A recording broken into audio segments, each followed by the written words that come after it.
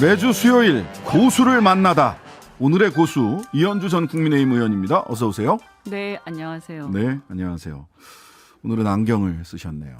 네, 오늘 아까 낮에 컴퓨터를 너무 많이 작업을 했더니 눈이 침침해가지고요. 네, 요즘에 이제 조금씩 나도 나이가 들어가는구나 느낍니다. 그러시군요.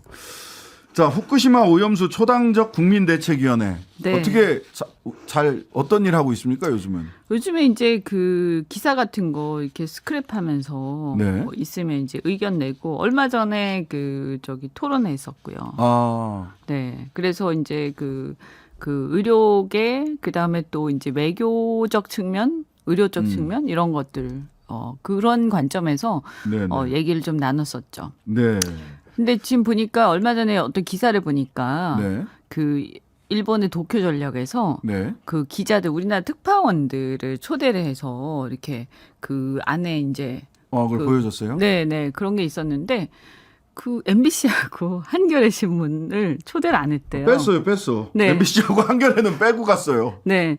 그래가지고 어쩐지 하여간 그 조선일보 기자가 기사를 예, 썼는데 저도 그 기사를 봤습니다. 보셨죠? 예. 그래서 어쨌든 양심적인 기자더라고요. 그래서 모든 걸 공개하기로 해놓고 이 선택적으로 그렇게 초대를 하면 아니, 그것이 MBC 기자들은 전용기도 못 하고 도쿄전력도 못 들어가고 참. 아니 근데 너무 웃기는 게 일본에까지 유명한가 보죠? 그러니까요. 아니면 일본 도쿄 전력하고 우리 정부하고 뭔가 통하는 게 있나? 정보를 주셨나? 근데 그거 굉장히 아주 그 예의도 아니고요. 그 뭐 공개하고 정부 투명하게 한다고 해놓고 그렇게 하면 안 되죠. 그렇죠. MBC하고 한겨레 뭐가 두려운 겁니까? 뭐 감추고 싶은 게 있으니까 못 들어오게 하는 거 아니에요?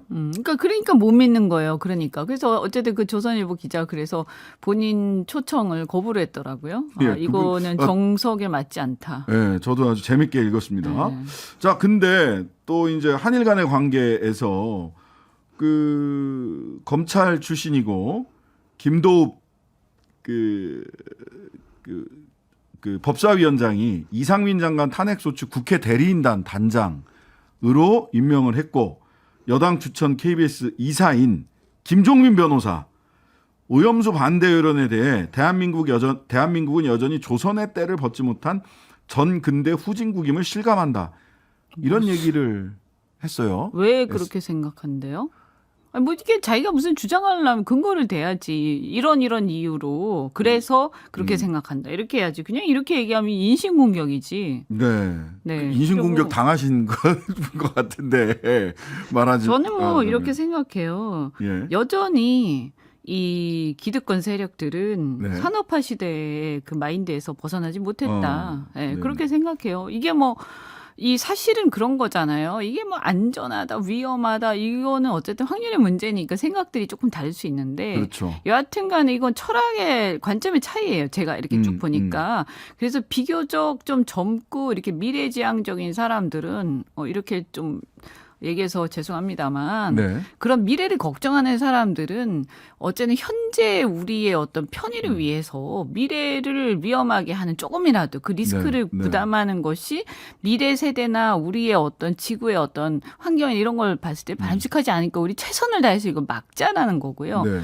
이제 이렇게 그냥 괜찮다라고 하시는 분들은 네. 뭐 항상 그런 거죠. 뭐 이렇게 항상 그 과거에도 오염이라든가 공해 문제에 대해서 그런 관점의 차이들은 다 있었잖아요. 네. 뭐 기후 변화도 마찬가지죠. 뭐 언제 아무리 그렇지만 저 남극이나 북극의 그 빙하가 당장 다 녹아서 난리가 나는 게 아니죠. 그렇죠. 네. 그런데 이제 이것이 쌓이고 쌓여서 어느 순간 우리가 그것을 느끼고 절감하게 됐을 때는 그때는 너무 늦고 엎질러진 물인 거거든요. 네.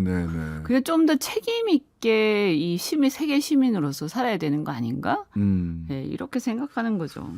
근데 이분은 이제 이런 보도가 나오니까 김종민 변호사에 대한 비판적인 보도가 나오니까 이 보도 기념으로 내가 하나 더 다시 읽어볼게 하면서 이광수의 민족개조론, 그다음에 윤치호 대표적인 친일파라고 하는 이분의 글을 다시 올립니다. 굉장히 왜요? 뭐 옥이 생기셨어요? 그러신 것 같아요. 이분이 이거는 그런 식의 태도에 대해서 전 이해가 안 가요. 왜 그러지? KBS 이사회 때는 공론조사 분리징수 관련해서 공론조사 하자고 했더니 이사시잖아요. 책상 위에 올라가서 구둣발을 책상에서 발을 구르면서 그 이사장 그만둬야 된다고. 그래서 이분은 모르겠다. 우리는 이분들이 보기에 오염수에 대해서 걱정하시는 분들이 전근대적 사고방식을 갖고 있다고 본다면 이분은 행위 자체가 굉장히 전근대적이다라는 생각을 하게 돼요. 책상 위에 올라가서 막 발을 구르셨대요. 이런 이제 미래를 걱정하고 어떤 그 기성 어떤 그 내용들에 대해서 문제 제기를 계속하면서 견제하려고 하는 이런 태도들을 정그대적이다라고 얘기하는 건 어디서 많이 듣지 않았어요? 그거 옛날에 말이죠. 산업화 시대에 맞아요. 개발 그 독재 시대에 그 예. 군부 세력이 항상 많이 했던 태도 아니었나요? 그거? 예, 맞습니다. 그때 예. 이거는 전근대를 타파해야 된다. 봉건주의 타파해야 된다라고 하면서 막 했어요. 저는 예. 그때 뭐 이렇게 막 한참 그 젊은 시대도 아니고 저는 아마 태어났는지 잘 모르겠지만 어쨌든 그런 얘기 많이 들었는데 이분들이야말로 산업화 시대에서 못 벗어나고 있구나. 네. 큰일이다 정말. 자, 어제 이상민 행안부 장관 탄핵 소추가 기각됐습니다. 근데 어제 이 자리에 유가족 대표 직무대행인 이정민 아버님께서 오셔서 탄핵이 안 된 것뿐이지 이상민 장관의 잘못이 없어진 건 아니다. 라고 평가를 하셨는데 대통령실에서는 이 탄핵 소추 자체가 반헌법적이다. 국민들이 야당을 심판할 것이다. 이렇게 얘기를 했어요. 대통령실이 내놓은 일성이 이거였는데 네. 어떻게 보셨어요? 아니 왜요? 그 탄핵 소추는 헌법상의 그 권리 아닙니까? 절차. 야당의 절차잖아요. 근데 무슨 뭐가 반헌법적이라는 거죠? 그거 얼마든지 제기할 수 있죠. 다만 정무적으로 네. 이렇게 하는 게 정략적 정무적으로 야당이 현명했냐? 뭐 이런 얘기는 할 수 있죠. 네. 그죠? 굳이 했었어야 됐냐? 그러니까요. 정치를 통해서 해결하지 이런 얘기는 할 수 있는데 근데 워낙 그 벽이니까 아마 야당이 했겠죠. 근데 사실은 탄핵이 될 거라고 야당이 생각했을까 저는 그런 생각 들고요. 네. 그때도 이게 법률적 판단이잖아요. 그리고 네. 굉장히 중대한 법률 위반이 있어야 되는 예. 거. 그냥 법률 위반이 아닌 중대한 위반이 있어야 되거든요. 그렇습니다. 탄핵시키려면. 그러니까 좀 애매하다. 그러면 이런 것들이 이제 사실은 정치적 책임 내지는 정무적 책임인데 뭐 도의적 책임보다는 훨씬 더 상위 개념이죠. 네. 어차피 장관은 정무직이잖아요. 그렇죠. 네, 정무직이니까 누가 도의적 책임이니까 이거 도의적 책임 차원 얘기 아닙니다. 이거는 정무적 책임이고 가장 상위 차원의 책임이에요. 대통령과 또 옛날로 치면 이제 왕정시대 임금이 머리 풀고 나가가지고 석고되지 않은 그런 것이 정무적 책임인 거거든요. 네. 그래서 대통령이 사의를 표명한다든가 장관이 사의를 이런 큰일 내가 그냥 어떤 하나의 그 내 책임을 다하지 못했다는 걸 통감하는 차원에서 국민들에게 그런 어떤 메시지를 전달하는 거죠. 네. 그런 것이지 이게 무슨 잘잘못이 구구절절하게 이게 무슨 실무자가 아니지 않습니까? 네.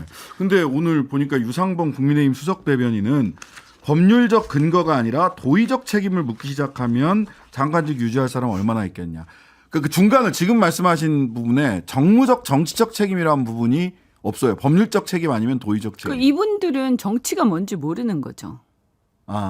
정치가 뭔지 모르는. 저는 그런 것 같아요. 예. 정치는요 사실은 종합예술이고 네. 굉장히 상위 개념이에요. 사실은요. 우리나라 정치가 좀 꼴이 안 좋아서 국민들이 폄하하시지만 네. 사실 정치야말로 우리가 민주적 통제한다고 그러잖아요. 권력기관을. 그렇죠. 실무적으로 일하시는 그 고위공직자들을 민주적으로 통제한다. 국민을 대신한 주권의 개념이거든요. 네. 정치라는 것은. 그래서 이거 굉장히 상위 개념이고 정치적으로 책임을 진다라는 것은 매우 숭고한 뜻이에요. 그래서 본인이 그 정도 급의 생각을 할 만한 그 생각이나 사고나 철학이 안 되시면 안 하시면 할 수 없죠. 네. 그런데 그건 굉장히 질 낮고 수준 낮은 얘기이기 때문에 네. 그걸 가지고 이 정치적 책임이나 정무적 책임 자체를 이렇게 피하면서 그런 것을 이렇게 과소평가하면 안 됩니다. 우리나라 그러면 이게 철학이라든가 우리 국정 철학 이런 거랑 비슷한 얘기예요. 네. 그죠? 그러니까 이게 혹시 이게 이제 검사 출신 정치인들이 가지고 있는 이게 어느 정도의 기술자적 마인드. 기술자의 마인드다. 법기술적 마인드. 그러니까 유상범 국민의힘 수석 대변인도 아까 그런 법적 책임과 도의적 책임만 딱 놓고 이야기를 하시는 게 이제 검사 출신이고. 그리고 도의적 책임은요 굉장히 하위 개념이에요. 예, 그렇죠. 그건 뭐냐면 약간 미안하다. 이제 그러니까 좀 자기가 아주 가벼운 사안에서 아니면 여기 직접적인 관계되지 않은 사람 입장에서 약간 지나가는 사람 입장에서 유감스럽다 이런 상황을 우리가 맞이하게 돼 이런 그냥 구경꾼처럼 얘기할 때 도의적 책임 얘기하는 거거든요. 그러니까 근데 이게 대통령도 이전에 이상민 장관 탄핵 소추 이야기가 처음 나왔을 때 포괄적 책임 이런 게 어딨냐 법적으로 딱딱 책임을 물어야지. 그러니까 그거는 이제 실무급의 공무원들한테 하는 얘기예요. 그러니까 우리가 이제 수사하잖아요. 그러면 뭐 직무유기 뭐 이런 걸로 딱딱 묻잖아요. 그게 법적 책임이고요. 장관 이상들은 정무적 책임을 지는 거죠. 근데 이제 이 연장선에서 이상민 장관이 12구 참사 당시 경찰 소방 인력 미리 배치해서 해결될 문제 아니었다. 대통령실은 수해 때 대통령이 서울로 뛰어가도 상황 못 바꾼다. 이제 이런 얘기들이 다 그 연장선에 있는 것 같아요. 소위 정치적 책임, 정무적 책임이란 무엇인가에 대해서 스스로 좀 정리를 어떻게 하고 있는 건가. 그런 개념 자체가 없는 것 같아요. 개념이 없다. 민주적 통제에 대한 이 개념도 잘 모르시고 민주주의 정치 원리 자유의 어떤 개념 이런 어떤 우리가 아까 누가 전근대 얘기하셨는데 전근대. 정말 근대 정신이 있잖아요. 우리가 시민혁명에서부터 시작되었던 근대 정신 그리고 공직자의 책무는 무엇이고 국가의 역할은 무엇이 국가란 무엇인가 우리 나오잖아요. 그런 개념에 대해서 전혀 공부가 안 돼 있고 마인드가 없다. 그래서 그냥 하나의 어떤 법기술자적 관점에서 내가 법적으로 잘못한 게 뭐가 있어 이렇게 얘기하는 건데 그것은 일선의 공무원들한테 물을 때 하는 얘기. 그분들이 정부적 책임질 건 아니니까. 그렇죠. 그렇죠? 그러니까 이것은 그러면 우리가 선거를 왜 해요? 정치적 책임을 묻는 거잖아요. 네. 그러니까 선거 때 정치적 책임을 국민들이 묻겠죠. 네. 자, 윤석열 대통령 처가 리스크. 장모는 법정에서 구속됐고 김건희 여사는 명품숍 방문 논란이 있었고 서울 양평 고속도로 오늘도 국회가 들썩들썩했습니다. 대통령이 근데 여기에 대해서는 정쟁의 소지가 있으니까 말하지 않겠다. 뭐 사법부의 판단이니까 말하지 않겠다. 이렇게 얘기를 하고 있거든요. 이건 심각하죠. 이게 있잖아요. 그 처가 문제는 본인의 어떤 그 내로남불 또는 공정과 상식하고 연결이 돼요. 네. 그죠? 그러니까 우리가 윤석열 대통령이 어떻게 해서 국민적 지지를 처음에 얻었고요. 네. 그게 왜예요? 그러니까 박근혜 전 대통령과 이제 이명박 전 대통령이 굉장히 추상같이 굉장히 잔인할 정도로 처단하고 하는 모습. 네. 그런 걸 보면서 야 이게 뭐 무섭구나. 그 뭐 사법 어떤 정의를 실현하는데 거침이 없구나. 네. 그래서 박수친 국민들이 좀 있었고요. 그다음에 문재인 정권이 됐는데 문재인 정권 때도 그 실세들에 대해서 거침없이 처벌하지 않았습니까? 네. 너무 심할 정도로 그걸 보면서 정권을 가리지 않고 하니까 굉장히 이것은 아주 공사구별이 확실히 되는구나. 네. 이렇게 사람들이 생각했는데 그런 것들이 기반이 돼서 대통령이 되신 분이 사실 다른 뭐가 있었던 거 아니지 않습니까? 네. 네. 그런데 만약에 공사구별이 잘 안 되고 자기 편에 대해서만 봐주고 상대 이게 다른 사람한테 그렇게 잔인했지만 자기 자신에 대해서 너무나 관대했구나. 이렇게 이제 지금 국민들이 그걸 의심하고 있어요. 여러 가지 면에서. 근데 그렇게 돼버리면 그렇게 결론이 나버리면요. 본인의 어떤 지지 기반이 되었던 정통성, 정당성, 권력의 정당성에서 문제가 생겨요. 네. 그럼 이게 뭐가 되느냐? 레임덕이 옵니다. 이것은. 레임덕 각이다. 이렇게 되면. 네. 그래서 이 사안은 다른 사안하고 좀 다릅니다. 이거는. 네. 네. 그래서 굉장히 중요하고 사실 너무하다 싶을 정도 그렇게까지 할 필요에서 할 정도로 선을 그으셔야 돼요. 네. 그리고 사실은 특히 이제 김건희 여사 문제는요. 지금 제2부속실하고 그게 없어졌잖아요. 민정수석실, 네. 뭐 특별감찰관 네, 네. 뭐 그런 하나도 게 없어요. 없어지고 지금 그러면 김건희 여사가 행사도 가시고 뭐 여러 가지 너무 심하다 할 정도로 여러 활동들을 하시잖아요. 네. 그죠? 근데 원래는 내조만 조용히 하겠다 말없이 이랬는데 말없이 내조만 하시고 안 드러나시면 그냥 예를 들어서 대통령 혼자 계속 이렇게 활동을 하시는 상황이면 제2부속실 이런 거 필요가 없을 수도 있어요. 없어도 그렇죠. 되는데 근데 실제로 그전 영부인보다 더 많이 하시면 더 많이 하셨지 적게 하시는 거 아니잖아요. 더 많이 하시는 것 그러면 같아요. 어떻게 됐냐? 그러면 이 영부인을 갖다가 보좌를 누가 할 텐데 아니 그 뭐 일정이라도 조율하고 그죠? 그 다음에 발언에 대해서도 누군가가 관여를 할 거고. 그렇죠. 그 다음에 여러 가지 뭐 하지 않겠습니까? 그러면 이걸 누가 보좌하지? 그럼 현재 누가 보좌하고 있지? 몰라요. 네, 그죠? 국민들은 몰라요. 아, 이거 그래서 심각해지는 거예요. 그러면 실질적으로 어쩔 수 없이 누군가는 보좌를 해야 되는데 그럼 누가 하겠냐? 대통령과 같이 가시잖아요. 예. 같이 움직이시잖아요. 그러니까 대통령실이 하게 되는 거예요. 예, 결과적으로. 예. 그럼 대통령실은 원래 대통령을 보좌하라고 있는 자리인데 결과적으로 이렇게 되니까 대통령실이 영부인까지 여사까지 보좌하게 되는 상황이 올 것이고 그랬을 때 그러면 대통령실에서 여러 가지 의사결정 가지고 보좌를 하는 관계에서 영부인이 지나가면서 하는 말이라도 네. 그런 것들이 국정의 이 어떤 보좌 그 시스템을 통해서 알겠습니다. 연결되게 되는 거죠. 예. 그래서 이게 문제가 될 수가 있어요. 누구의 지시인지 헷갈릴 수 있어요. 그럼요. 칸마이가 제대로 안 돼 있기 때문에 대통령 지시인지 영부인 지시인지 알 수가 없습니다. 그럼요. 책임을 물을 수도 없고요. 네, 그러니까 대통령이 집에서 그러니까 그 관저에서 여사한테 따로 자기가 개인적으로 얘기를 들어서 어떻게 자기 걸로 돼서 나오는 건 모르겠지만 그게 아니고 이미 보좌하는 시스템 자체에서 섞여 버리면 이게 어떻게 되냐면 우리 국민들은 대통령을 뽑았지 영부인을 대통령을 그렇죠. 뽑은 건 아니거든요. 예, 예. 그래서 이게 국정이 굉장히 혼탁해지면서 자칫 국정농단 문제가 제기될 수가 있어요. 이게 이제 심해지면. 알겠습니다. 지금 예. 속보가 하나 들어왔는데요. 국민의힘 윤리위원회에서 홍준표 대구시장에게 당원권 정지 10개월 징계를 확정을 했습니다. 어떻게 보셨어요? 네, 굉장히 그 중징계네요. 어쨌든. 중징계죠. 네. 당원권 정지 10개월이면. 이거 뭐 홍 시장이 가만히 계실까 모르겠네.